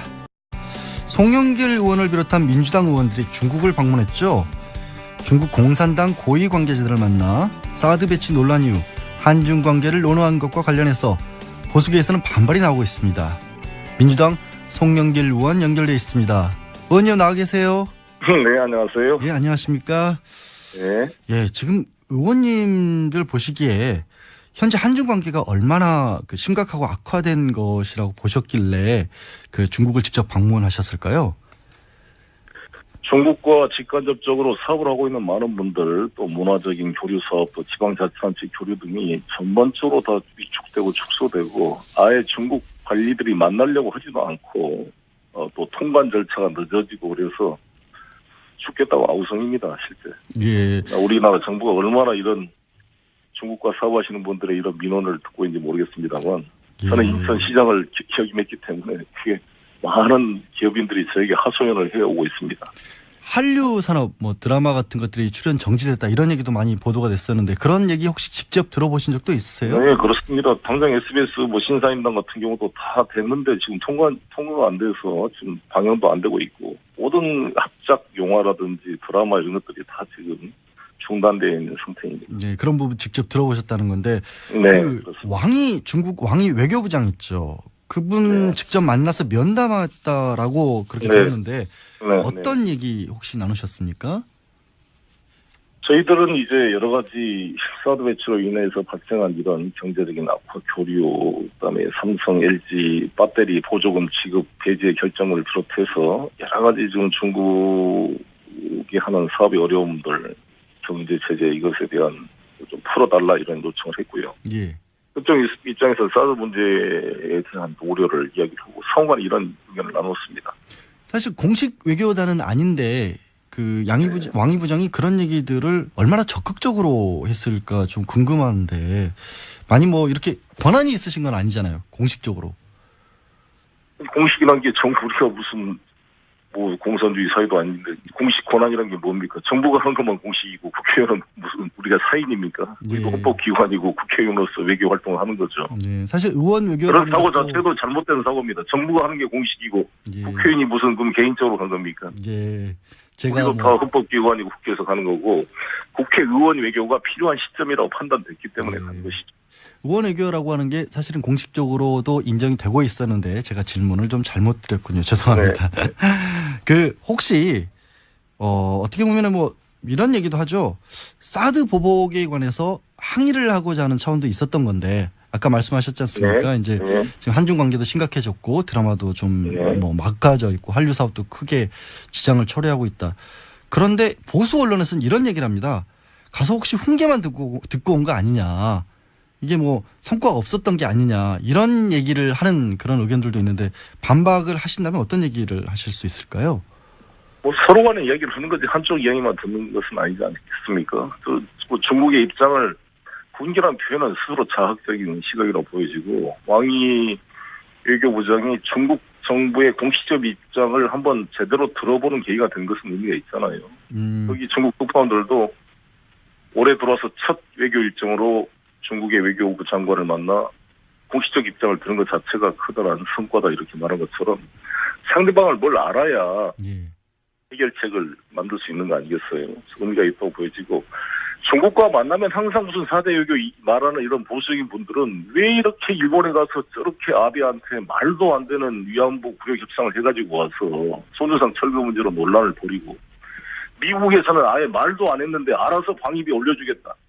예. 무역 흑자 이런 거 줄여주겠다 이렇게 말하는 것 자체는 정말 낯뜨거울 정도의 4대 외교 아닙니까? 그게 오히려 미국과 일본이 말하면 꼼짝도 못하는 자들이 중국이 우리나라의 제1 무역 파트너인데 이거 지금 국민들이 죽겠다고 아우성이어서 경제가 어렵고 김영란법도 통과돼서 너무나 지금 경기도 어려운데 예. 중국 관광객도 잘 안 오고 사업상의 문제가 있어 그거를 해결하고자 가는 의원 활동을 격려를 해줘야지. 얼마나 지금 박수를 보내는데요. 이 중국과 사업하는 사람들은 예. 정말 죽겠다가 아우성인데 제대로 정부는 들어주지도 않고 그거를 풀려고 하는 것 자체가 의미가 있다고 보여지고요. 예. 그쪽에서도 여러 가지 이야기를 하면서 저는 어떤 절충의 가능성을 발견하고 왔다고 예. 생각합니다. 그 여러 가지 얘기라고 하시는데 왕이 부장이 또 정확히 어떤 얘기를 좀 했습니까? 의원님한테는? 사드의 지금 폐지냐 마냐라는 어떤 그 오로와 나싱의 그런 개념이 아니라 이 한중 관계가 올해 25주년을 맞이했는데 이걸로 우리가 상처를 받아서는 안 된다. 뭔가 지혜를 모아서 풀어보자. 이것을 가속화시켜서 이렇게 할 게 아니라 이 시간을 두고 뭔가 그걸 찾아볼 수 있는 가능성을 확인했습니다. 예. 근데 이제 사드 문제가 이렇게 된 것까지 보면 네. 중국이 좀 북한과 관련해서 적극적인 역할을 안 해줘서 이런 거 아니냐라는 또 그런 반론도 있거든요. 혹시 그런 부분에 대해서 말씀하신 게 있나요? 그런 문제에 대해서도 당연히 이제 반론을 제기했고 저도 왕이 부장한테 직접 북한의 추가적인 6차 핵실험 문제와 ICBM 개발 네. 같은 데에 대한 대환 방안을 이제 물었습니다. 그 왕이 부장 이야기도 자기들은 유엔 결의안 2262.321 등을 다 지금 성실하게 이행하고 있고 그걸 지켜나가고 있다. 관주하고 있다라는 것을 이야기하고 이 한중 간의 그러한 협력의 중요성을 강조를 했습니다. 제가 보더라도 북한이 중국이 말한다고 그냥 듣는 나라가 아니잖아요. 예. 북한이라는 나라가 지금 미국 말도 안 듣고 중국 말도 안 듣고 어떻게 보면 아주 독특한 나라 아닙니까? 완전히 그 자기 어떤 그 주체 사상이라는 것을 강조하면서 완전히 소련과 중국 간의 갈등 관계 속에서도 자기들만의 어떤 그 강대국으로 요리하는 외교를 해본 경험이 있는 나라이기 때문에 쉽지가 않아요. 정말 그 중국 입장에서도 어떤 중국 이렇게 하소연을 하더라고요. 북한이 자기 등에 칼을 꽂았다고 이야기한다는 거예요. 북한 외교관을 만날 수가 없답니다. 만나자 그래도 중국 쪽에서 만나주지를 않는데 북한 애들이. 그렇게 자기들은 북한로부터 서운한 소리를 들으면서도 유엔 제재 결의에 참여해서 뭔가 북핵 공조를 하고 있는데 한국이 또 등에 칼을 찌르는 사드 배치를 이렇게 하면 자기들은 어떻게 할 것이냐 이런 하소연을 하는 거죠. 근데 중국도 보면은 네. 그 중국이라는 나라가 정말 실리 추구를 많이 하는 나라이고 네. 특히 이제 북한과의 관계에 있어서는 조금 뭐 더 감싸고 둔다고 해야 될까요? 그랬던 어떤 역사적인 그런 근거도 있잖아요. 그래서 중국이 아무래도 북한 편에 지금까지도 더 가깝지 이게 우리 얘기를 들어줄 것이냐 이런 반론들도 많이 하지 않습니까? 글쎄, 그건 이제 거기 가서 중국에서 살아보신 분들은 느끼겠지만 지금 중국과 북한의 관계는 최악의 관계입니다. 아, 최악의 관계다. 그러니까 북은 중국을 배신자로 생각하는 거고 아예 푸틴만 먼저 이야기하고 시진핑은 뒤로 밀어버릴 정도로 관계가 아주 악화되어 있는 것이죠. 그러니까 이제 중국은 이렇게 북한과의 관계 악화를 감수하고도 한국과의 협력에서 북핵 문제에 협력을 하고 있는데 왜 우리 이야기를 잘 안 들어주느냐. 대한민국의 국가안보 위협에 대해서 충분히 존중한다. 그런데 자기들은 사드 배치가 대한민국은 북핵 방어용이라고 그러지만 중국을 겨냥한 것으로 자기들은 이해를 하고 있는데 이에 대한 우려를 너무 무시하고 존중받지 못하고 있다 이런 평가를 받는 거죠. 그것도 그 주장이 뭐냐면 황교안 총리께서 6월 30일 날 북경을 방문해서 시진핑을 만났는데 그 자리에서도 시진핑이 강력히 사드 문제 이야기를 했단 말이에요. 근데 돌아와서 7월 4일 날 작년 7월 4일 날 국회 대정부 질문에서 한민구 장관이 나와서 김종대 의원 질의에 전혀 논의된 바 없다 해놓고서 바로 4일 뒤인 7월 8일 날 일방적으로 사드 배치 결정을 발표를 했어요. 그러니까 우리 국회의원들도 황당했고 중국 입장에서는 더 그러지 않았겠어요. 근데 예. 지금 이제 가장 송 의원님하고 대척점에 있으신 분이 이제 바른정당으로 이름을 바꾸셨죠. 바른정당 유승민 의원 아니겠습니까? 이번 방중에 대해서는 굉장히 목소리를 높였죠. 매국행위였다라고까지 비판을 하셨는데 어떻게 받아들이세요? 글쎄요, 평소에 하지 않았던 일을 갑자기 발언을 하면 뭔가 다른 의도가 있을 텐데 아마 대선 주자로 좀 자기를 띄우려고 너무 무리한 말씀을 하시다고 보는데 그렇게 같은 국회의원이 상대 외교를 그렇게 말하는 것은 그게 꼭 70년대 구태 정치 아니겠어요. 아니 국회의원들의 생각이 다를 수 있지만 역할 분담과 방법의 차이로 서로 존중을 해야지. 다 대한민국 국익을 위해서 뛰지. 그러면 사드를 그러면 자기는 무슨 3개나 더 사와야 된다 그러는데 그거야말로 매국행위 아닙니까? 외국 나라 군대 무기를 우리가 아무도 통제도 하지도 않고 우리 혈세를 들여서 실효성 여부도 검증도 안 된 무기를 사온다는 게 그게 애국행위예요. 근데 지금 그리고 이제 더구나 전시작전권이라는 게 군사주권의 핵심인데 전시작전권을 돌려주겠다는 미국의 요청도 거부하고 오히려 전시작전권을 돌려받지 않고자 하는 이런 자들이 어떻게 국가의 주권을 이야기할 수가 있습니까? 이제 미국만 편을 들고 균형 잡힌 외교를 못 하고 있다 이런 말씀으로 받아들여도 되겠죠. 근데 그렇습니다. 지금 그리고 더구나 저는 유승민 의원이 경제를 아신다는 분이 지금 한중 관계가 우리나라 25%의 무역을 차지하고 있는 한중 관계를 이렇게 악화시키면서 대한민국 경제를 어떻게 하려고 그래요? 지금 LG 삼성 같은 경우는 배터리 보조금 이거 못 받으면 저 수천억을 투자해 놓은 거 전부 철수해야 될 판인데. 근데 유승민 의원에 대해서는 그 사드를 강조하는 것을 정치적인 어떤 이유다라고 말씀을 하셨는데 유승민 의원이 다른 부분은 모르겠는데 또 국방위원회 활동을 오래 하셨고 사드에는 가장 적극적으로 나서는 분 아니겠습니까?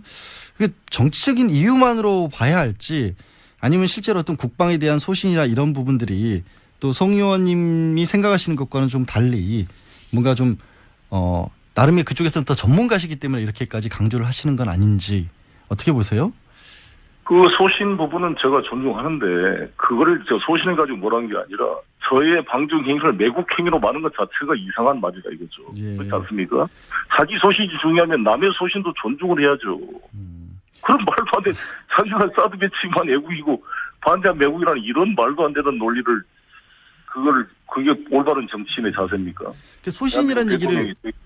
소신이라는 얘기를 왜 나오냐면 이게 민주당 당론하고도 관계가 있는 것 같아요. 그러니까 민주당에서는 여권에서는 왜 민주당 차원에서는 사드에 대해서 공식적으로 입장을 정리를 안 하냐.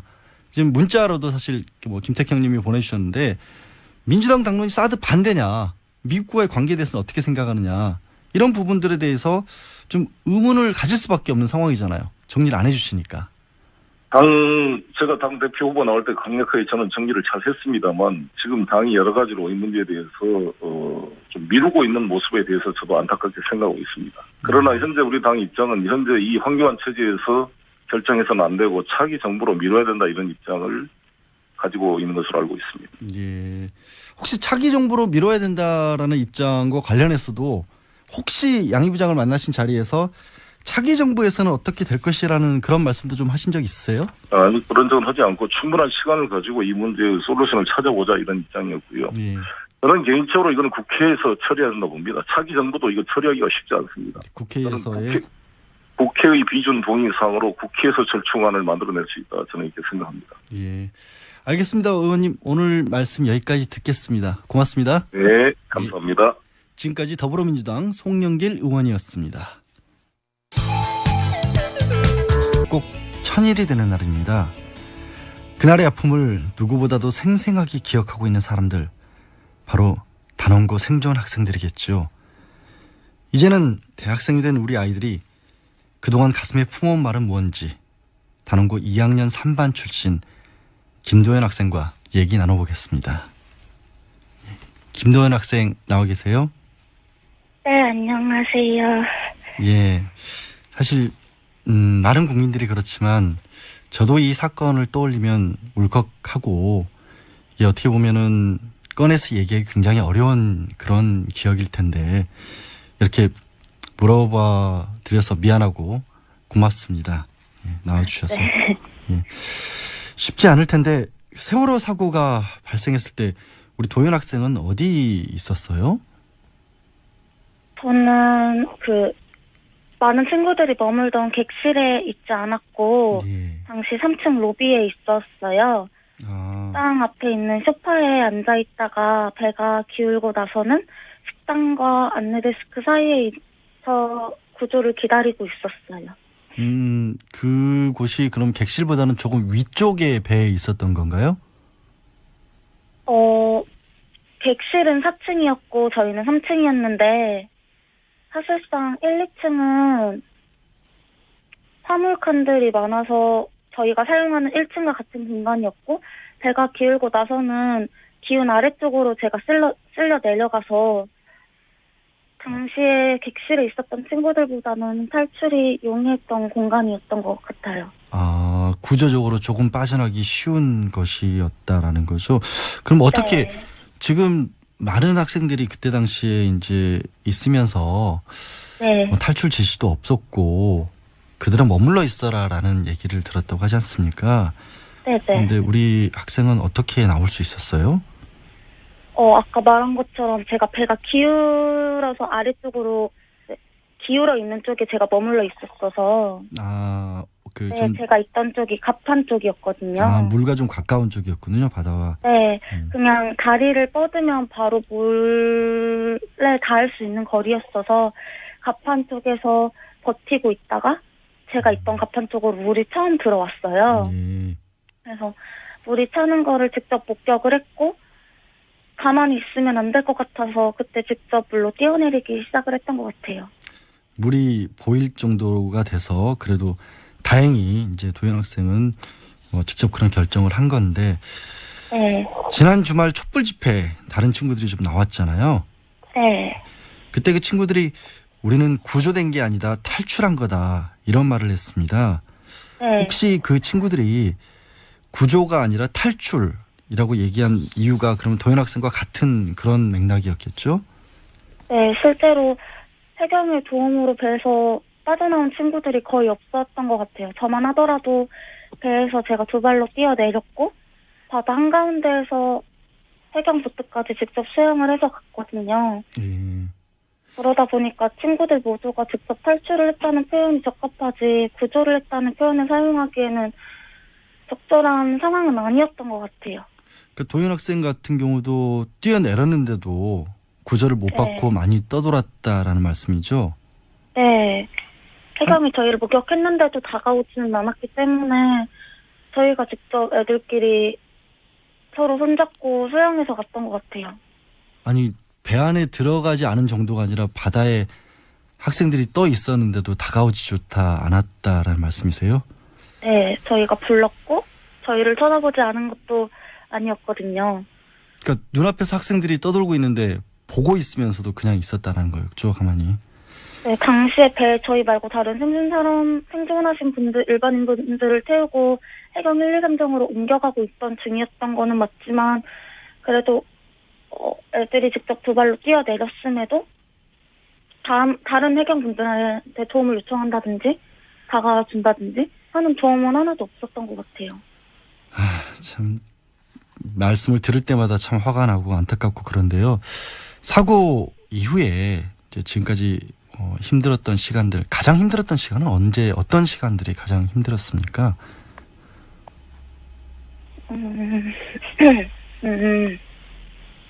되게 많았는데 저는 지금 대학생이잖아요. 네네. 근데 친구들은 고등학생 2학년이잖아요. 네. 저는 너무 하루가 다르게 자라가는데 친구들은 사진 속 모습 그대로니까 그게 되게 많이 힘들었던 것 같아요. 또 매일을 거의 막 먹자, 어디 가자, 뭐 하자 하는 약속들이 너무 많았는데 한 개도 지키지 못했으니까 함께 했던 이제 좀 생활 패턴조차도 되게 많이 달라지면서 이제는 새로 만나는 제 주변 사람들한테 내 친구를 어떻게 어디서부터 소개해야 될지 겁이 날 때 그럴 때 되게 많이 힘들었던 것 같아요. 교복을 입은 그 모습 그대로 머물러 있는 친구들의 모습이 안타깝다. 그 친구들의 모습도 자주 보시나 봐요?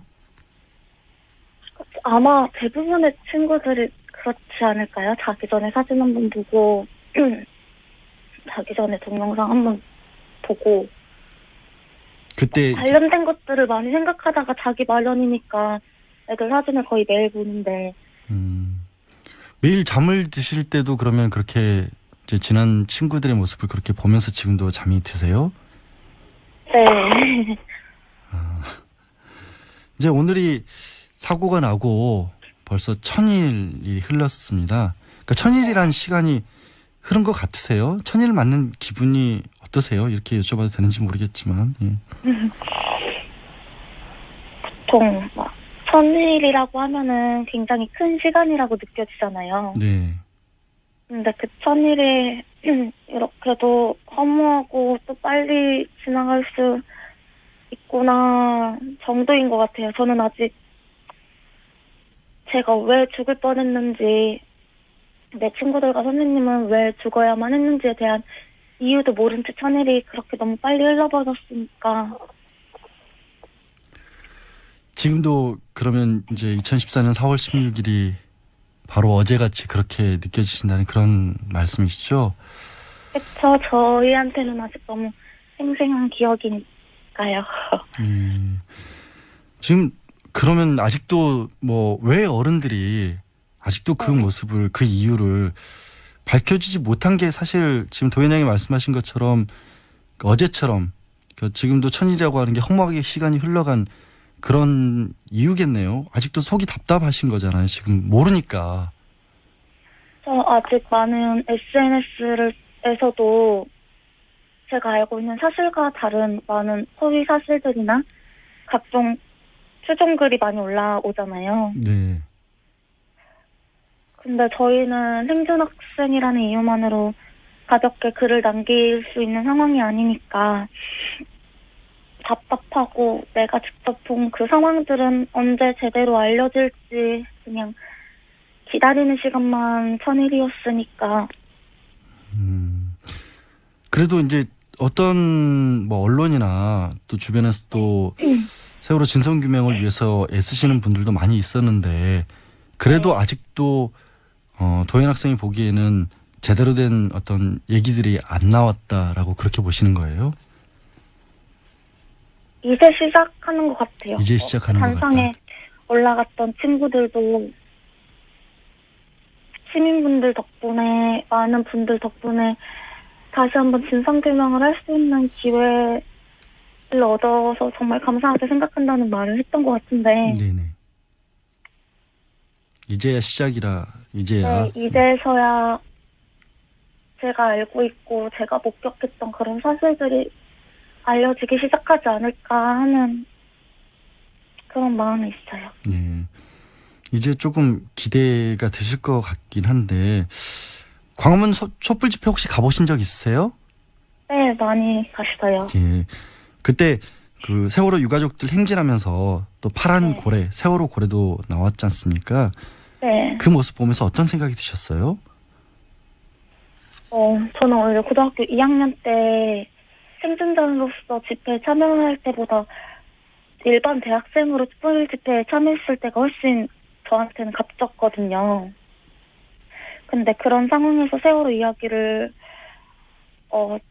일반 대학생으로서 전해보니까 되게 많은 여러 감정이 들었던 것 같은데, 일단은 세월호 고래가 광화문에서 말고도 다양한 카카오톡 같은 어플리케이션에서도 사용할 수 있게 등장이 되어 있어서 네. 제가 생각한 것보다는, 제가 걱정했던 것보다는 굉장히 많은 사람들이 저희의 사고를 기억해주고 있구나 하는 감사한 마음도 너무 많이 들었고, 네. 제가 겪은 세월호라는 사건에 대해서 또 한 번 실감하기도 했고, 네. 뭔가 정말 이제 정말 뭔가 함께 할 수 있는 듯한 느낌? 다른 분들과 친구들 죽음에 대해서 네. 함께 진상규명을 할 수 있는 시간이 시작된 것 같아서, 네, 되게 많은 생각이 들었던 것 같아요. 잊지 않고 기억하고 꼭 밝혀야겠죠. 우리 도현 학생 전공이 미디어 쪽을 하신다고 들었어요. 네. 세월호와 관해서 언론 보도에 대해서는 어떤 부분이 좀 제일 안타까웠나요? 처음에 구조가 되고 저는 어선으로 옮겨 탔는데, 그때 두 눈으로 실시간으로 배가 점점 가라앉는 걸 계속 지켜보고 있잖아요. 네네. 근데 떡하니 네이버 혹은 다양한 기사에는 전원구조라고 뜨더라고요. 아직도 그런 제가 부분이. 예. 소반 탈출자였거든요. 제 주변에는 20년 가량밖에 없는데 전원구조라고 뜨고 눈앞에 배는 가라앉고 있으니까 그게 되게 좀 절망스러웠다 해야 되나? 그때 당시에 났던 수많은 오보들은 당시 저희한테 되게 희망고문 같은 거였거든요. 추가 생존자가 발견되었다. 뭐 그런 것들 혹은 또 되게 저희가 겪은 사고에 대해서 되게 가볍게 포장하는 듯한 보도 역시 굉장히 많았잖아요. 그래서 그런 보도는 당시 언론인을 꿈꾸는 저한테는 되게 많이 절망스러웠던 부분이었던 것 같아요. 예. 마지막으로 오늘 들어주시고 계신 청취자분들 혹은 나머지 다른 국민들에게 꼭 한마디 정도 짧게 해주고 싶으신 말이 있으세요? 우선 3일 동안 저희 응원해주시고 또 저희와 함께 행동해주셔서 정말 감사하다는 말씀을 꼭 드리고 싶어요. 진짜 많은 분들이 태어나기 힘들 정도로 관심과 배려 또 사랑을 많이 보내주셨거든요. 하지만 세월에는 아직 실종자들이 있고 너무나도 많은 사람들이 이유도 모른 채 죽어간 사건이 2014년 4월 16일 날 일어났다는 그 자체는 잊지 않아주셨으면 좋겠고 그러면 정말 또 감사할 것 같아요. 그렇게 큰 아픔을 겪으셨는데도 감사하다는 말로 마무리를 해주셨네요. 예, 제가 너무 부끄럽고 감사드립니다. 네, 말씀 고맙습니다. 네, 감사합니다. 네, 지금까지 세월호 참사 생존 학생 김도연 씨였습니다.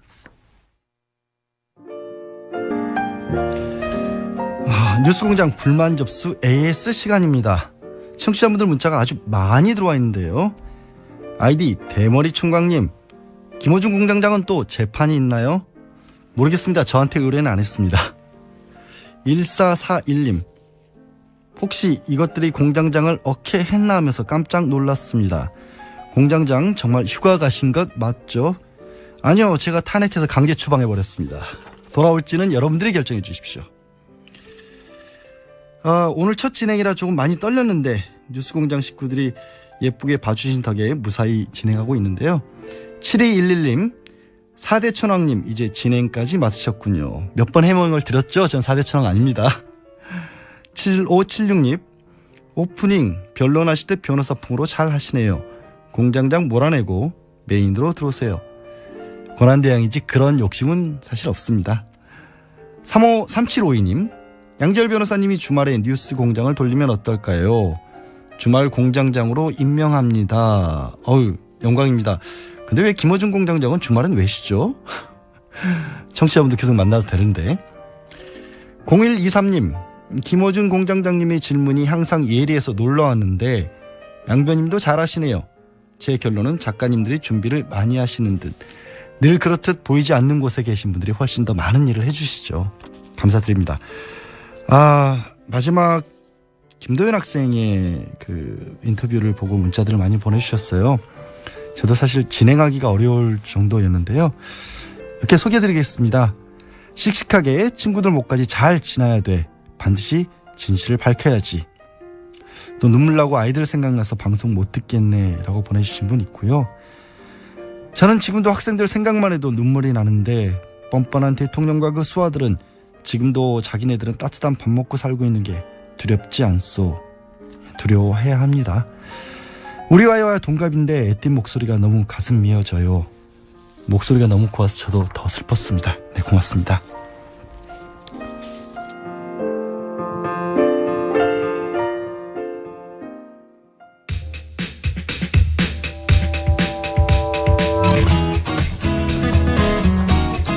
글로벌은 글로벌 시간입니다. 해외 외신들을 살펴보면서 국제 소식도 알아보는 시간인데요. 오늘도 사단법인 인문결 연구소 소장이시자 르몽드 디플로마티크 편집위원이신 임상훈 위원님 나오셨습니다. 안녕하세요. 네, 안녕하십니까. 예, 르몽드 디플로마티크라는 그런 뭐 어떤 잡지 같은 건가요? 네, 맞습니다. 월간지죠. 예. 근데 이제 그 원래 프랑스에서 나온 월간지인데 그 그 이름에서도 이제 디플로마틱하니까 이제 국제 문제 전문지 이제 냄새가 나죠. 네. 예. 뭐 굉장히 수준 있는 뭐 제 입으로 하는 건 아니고 그렇게 이제 세계적으로도 굉장히 그 여론을 주도하는 그런 정평이 나 있는 언론이죠. 예. 듣기만 해도 굉장히 어려울 것 같은데 많이 배우긴 할 것 같습니다. 예, 그러니까 한 가지 단점이라고 한다면은 조금 그냥 쉽게 술술 읽힐 수 있는 그런 건 아니고 좀 공부하듯이 읽을 수 있는 그래서 이제 굉장히 그 여러 가지 의미로 아마 특히 학생들 같은 경우 읽으면은 좋으실 만한 그런 건데 제가 과거에 편집장을 할 때는 그래서 가독성을 좀 높여보려고 많이 이제 그쪽 방향 노력을 했습니다만은 어쨌든 간에 굉장히 어떤 뭐 좀 수준이라 그럴까 있기 때문에 그 가독성을 이제 생각을 한다 하더라도 한계는 있더라고요. 그러니까 좀 집중해서 읽으면 좀 좋을 만한 그런 언론입니다. 저도 한번 도전해 보겠습니다. 네. 오늘은 아무래도 정유라 씨 체포 얘기를 좀 해야 할 것 같습니다. 네. 현지 시간으로 지난 1일 날 덴마크 경찰이 최순실 씨의 딸 정유라 씨 체포했다는 소식이 전해졌는데 네. 국내에서도 보도는 굉장히 많이 됐는데 이 현지 덴마크 그 카메라 뭐 방송 기자들도 굉장히 많이 갔더라고요. 어떻게 생각하십니까? 뭐 국내 언론이 물론 가장 많이 이제 관심을 가지고 보도를 많이 했죠. 네, 이제 국제 다른 그 외신들도 보도 많이 나왔습니다. 그 1일 날 체포가 됐죠.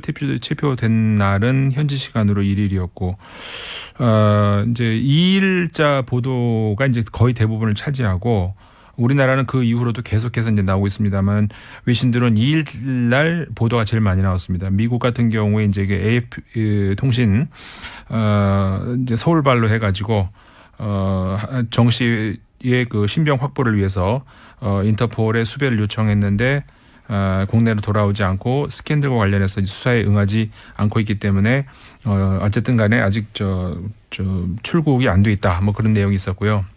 영국 로이터 통신도 비슷한 내용입니다. 그 경찰이 그러니까 덴마크 경찰이죠. 정 씨를 포함해서 2015년생 아이 포함해서 4명이 현재 구금 중이다 이런 얘기 있었고 여권이 말소된 상태고 당국은 이제 독일 검찰 측에 그 정 씨 소재 재무 자산 이런 데에 대한 정보를 요청했다 이런 내용. 프랑스 AFP 통신 같은 경우도 비슷한 내용입니다. 이제 프랑스 AFP 통신 같은 경우는 이제 좀 설명이 있어요. 뭐냐면 이제 교육열이 높은 한국인들의 아픈 곳을 건드렸다. 이런 내용이 있는데 교육적으로 분석을 한 거네요. 교육. 예.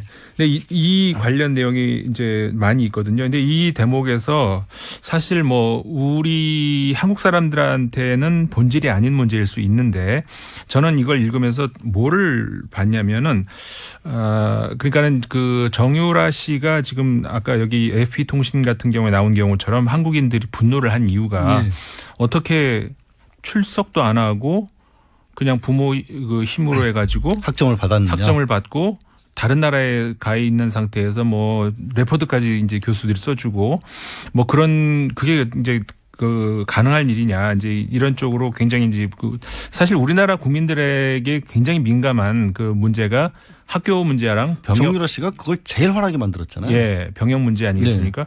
근데 이런 생각을 해봤어요. 그러니까 유럽인들의 입장에서는 이런 것이 우리나라 사람들의 정서만큼 이해를 못하지 않는가 이런 생각을 해봤거든요. 그 이유가 왜 그러냐면 그러니까 제가 아까 말씀드린 것처럼 우리가 지금 가지고 있는 본질에서 약간 벗어나는 문제는 있습니다만은 그래도 중요한 문제가 한국인들에게 이게 대입이라는 것이 얼마나 중요하길래 유럽 사람들한테는 대학 갈 수도 있고 안 갈 수도 있고 그 뭐 누구 부모 백으로 갔나 보다 이러고 말 수도 있는 그런 문제거든요. 그러니까 얼마나 대학이 그 사회를 좌우하고 사실 대입 하나가 정말 그 우리나라 경제를 그 큰 부분을 좌우할 정도로 그러지 않습니까? 우리는 뭐 초등학교 때부터 다 매달려가지고 대학 시험 보는 날은 교통이 마비되고 그러니까요. 온 국민들이 그것만 바라보고 있는데 그럴 만큼의 정서가 없으니까 그렇죠. 그 사람들은 왜 정유라 때문에 이렇게 분노하는지를 그렇죠. 이해를 못한다는 하죠. 그런 거죠. 오히려 그러니까는 저는 이제 그 과거에 우리가 오늘 아까도 이제 그 세월호 참사 그 1000일 아니겠습니까? 아까 그 학생 인터뷰를 저도 밖에서 듣다가 저도 울컥해져 가지고 지금 목소리가 좀 그런데 사실 그때 그러니까 천일 전 그 세월호 사건이 났던 그날 그 당시 그때 유럽 같았으면은 그때 탄핵이 이루어졌어야 됩니다. 이미 그때 탄핵이 이루어져야 되는 것이고 지금 오히려 아까 말씀드린 것처럼 정유라 씨가 그 명문 대학을 그 다른 힘으로 이용해가지고 들어갔다. 물론 이건 범법이고 이제 중대한 일이죠. 그렇지만 우리 국민들 정서가 가지고 있는 것만큼 유럽인들이 그렇게 가지고 있지는 않거든요. 그러니까 유럽 사람들은 그러겠네요. 세월호 같은 엄청난 일이 벌어졌을 때도 가만히 있었는데. 그렇죠. 그게 일단 이상한 거죠. 어떻게 그 사람들이 봤었을 때는 별로 중요하진 대학 입시에 갔다는 이유로 맞습니다. 한국 사람들이 분노를 하고 이게 체포가 됐다는 게 엄청난 뉴스가 된다는 거를 잘 이해를 못한다. 그런 맞습니다. 말씀이신 거죠. 그러니까 그때 2014년 같은 경우에도 이제 그 우리나라 언론에 이제 많이 안 나오고 그러다 보니까 제가 그때 이제 아마 그 인터뷰를 제일 많이 한 것 같아요. 왜냐하면은 그러니까 각 방송사에서 답답하니까 외국에서 도대체 이렇게 보도는 하지 않을 것 같은데 어떻게 보도가 나오느냐 해가지고 이제 인터뷰를 많이 했었습니다만은 그 당시에 세월호 당시에 저 유럽의 국가들 같은 경우는 그때 이게 나라냐가 나왔었어요. 지금 우리가 이제 2년 후에는 하고 있지만 아니 그때 이게 나라라는 표현을 그 나라에서 썼단 말이에요. 우리나라를 가리켜서. 정확한 그 표현은 아니지만 이게 그 대통령이 그 300몇 명의 학생이 그렇게 그 국가의 실수로 해가지고 아니면은 뭐 어쨌든 간에 국가의 잘못으로 인해 가지고 그런 일을 당했는데 이게 그대로 정권이 유지가 된다? 이거는 유럽에서는 상상할 수가 없다는 이건 전복이 돼도 벌써 전복이 됐었어야 한다는 그런 그 사설이라든가 독일 언론이 이런 게 나왔거든요. 근데 덴마크에서 이게 체포가 됐는데 덴마크 분들이 굉장히 놀랐을 것 같아요. 그렇죠. 외신으로만 접하다가 갑자기 이게 왜 우리나라에서 이런 일이 벌어지지라고 하는데 덴마크에서는 어떤 반응이었어요? 덴마크 국민들은? 덴마크 국민들 같은 경우에 이제 그 사실 인구가 우리나라보다 한 500만 정도 적잖아요. 그 전체 인구도 적고 특히 그 체포된 그 도시 같은 경우에는 올브르그 같은 경우 12만 정도로 알려져 있는데 10만 조금 넘습니다. 10몇만 되는데 그 올버거 같은 경우에는 정말 그 한국인들이 뭐 몇십 명 산다고 하던가요? 뭐 몇 명 안 되는데 상상을 못했던 그런 일이죠. 그래가지고 굉장히 뭐 무슨 일인가 하는 어떤 그런 그 반응들이 많이 나와요. 이게 뭐 어떤 일인지 현재 벌어지고 있는 일을 잘 알고 있지 않은 사람들 같은 경우에는 좀 이해를 하고 갑자기 우리나라 기자들이 들이닥치니까 이해를 못해야죠. 그럼 덴마크 신문이나 뉴스에서 헤드라인을 어떻게 뽑았어요? 덴마크 신문 같은 경우도 비슷하게 나옵니다. 그 가장 많이 사용한 사진이 그 정유라 씨가 이렇게 금메달 이빨로 이렇게 깨물고 있는 거 있죠. 그 사진을 가장 많이 쓰더라고요. 덴마크 언론 같은 경우에 이제 그런 거로 해가지고 이제 금메달 리스트, 그 다음에 이제 그 부모의 어떤 그 비정상적인 그런 힘으로 해가지고 대학에 입학하고 그런 것으로 인해 가지고 이제 그 한국의 라스푸틴의 딸. 라스푸틴이라는 게 그 무당처럼 조종을 했던. 그렇죠. 최순실이 무당이란 그런 식의 비유를 이제 덴마크에서 든 맞습니다. 건데. 그러니까 근데 그것도 사실은 우리가 뭐 외국에도 있구나 이렇게 말 문제가 아니에요. 사실 잘 아시는 분 아시겠지만 라스푸틴이 누굽니까?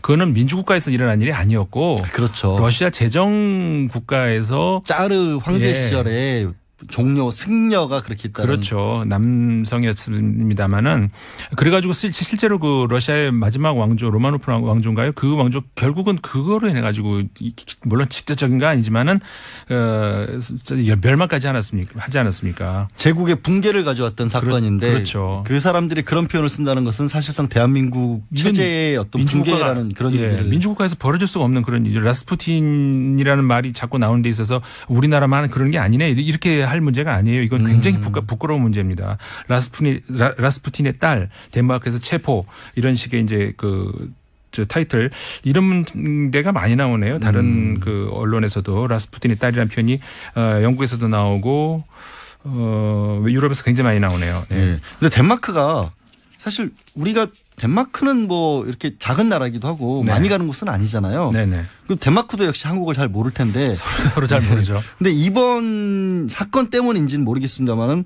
덴마크 방송에서 김치에 대해서 긴 시간을 뭐 쪼개서 방송을 했다 이런 얘기가 나오던데. 케이블 방송인데 그 케이블 방송이긴 합니다만은 그 황금 시간대예요. 저녁 토요일 저녁 사람들이 가장 많이 그 뉴스를 그러니까 방송을 볼 만한 그 시간대에 한 20여 분간이었던 것 같은데 우리나라 김치를 소개하는 실제로 우리나라 와가지고 실제로 이제 그 소개한 그분 같은 경우에 우리나라에 대해서 잘 아는 분 같아요. 그래서 이제 실제 한국 요리도 할 줄 알고 김치 만드는 법도 하고 굉장히 많은 시간을 할애해가지고 이제 소개를 했는데 물론 그게 이 정유라 씨의 어떤 그 일과 직접적 관계가 있는지 그거는 뭐 알 수가 없습니다만은 우연인지 모르겠습니다만 그 갑자기 그 한국에 대해서 이제 그 나라에서 굉장히 그 관심을 가지는 그런 계기가 또 됐죠.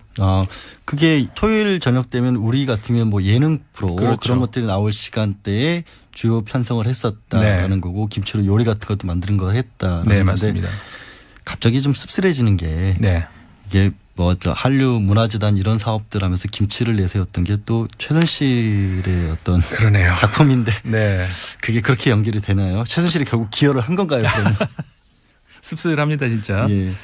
그거 말고요. 혹시 네. 기왕 말씀을 해주셨으니까 네. 뭐 얘기한 것처럼 덴마크 저도 잘 모르거든요. 네. 유럽 여행 몇 번 갔는데도 덴마크는 못 가봤는데 우리가 덴마크에 관해서 이런 거 정도 알아두면 좋을 것 같다. 모르고 있었던 거 이런 거 몇 가지 소개해 주실 수 있을까요? 그 사실은요. 그 덴마크라는 나라 그 지난주에 수요일 날 그 과학 코너 있지 않습니까? 네. 굉장히 재밌게 들었어요.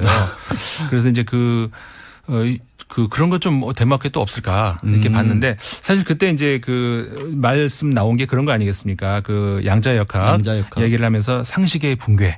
그다음에 인과관계의 붕괴 이런 것들이 그러니까 정통이라고 하면 좀 그러니까 과거 전통적인 그런 과학에서 없었던 그런 새로운 어떤 패러다임이 등장하는 근데요. 이 덴마크 하면 또 다른 인물이 있습니다. 이제 잘 안 알려져 있습니다만은 옐름슬레우라고 하는 언어학자가 있거든요. 옐름슬레우 예. 언어학자. 예. 철학 전공하셨죠. 예. 잘 아실 것 같은데 그 옐름슬레우라고 하는 그 언어학자가 그 일반 대중인들에겐 잘 안 알려졌습니다만 이 현대 인문학에 굉장히 지대한 공헌을 한 사람이거든요. 네. 근데 뭐 이론을 소개하겠다는 건 아니고 다만 그게 그러니까 대충 어떤 내용이냐면은 그 합리성 그러니까 어떻게 보면 양자역학 때 소개해드린 거하고 좀 반대 방향일 수가 있는 거죠. 그러니까 예를 들어서 우리가 그 어떤 이론이 있다든가 어떤 사실관계가 있을 때 그 균형 그 동질성 그러니까는 만약에 이런 거 제가 예를 하나 들어보자면은 어떤 그 반쪽만 보이는 어떤 그 생물체가 있다고 할 수 있다. 그러면은 이거 오른쪽에 손이 있다면 왼쪽에도 손이 있어야 정상 아니겠습니까? 손이 오른쪽만 있고 왼쪽은 없을 수는 없잖아요. 그러니까 가려져 있어도 알 수가 있는 거죠. 그러니까 그런 균형. 그러니까 과거에 이제 코페르니쿠스하고 비슷하다고 할 수가 있는데 그러니까 우리가 꼭 봐서 아는 게 아니라 합리적으로 우리가 이렇게 그 정상적으로 생각을 하는 것이 어떤 것인가라고 하는 어떤 그런 합리성에 굉장한 어떤 기여를 한 사람이거든요. 현대 이제 기호학에도 기여를 하고 그렇기 때문에 덴마크가 그런 어떤 그 전통에서 벗어난 그런 어떤 그 학문하고 관계만 있는 것이 아니라 데카르트부터 이어지는 그 전통적인 유럽의 합리주의 여기에도 굉장한 기여를 한 그런 나라입니다. 그런 합리적인 나라에서 결국에는 가장 비합리적인 라스푸틴의 딸이 잡히는 그런 일이 벌어졌다는 그런 말씀이셨습니다. 예, 오늘 말씀은 여기까지 듣겠습니다. 지금까지 르몽드 디플로마티크 임상훈 편집위원이었습니다.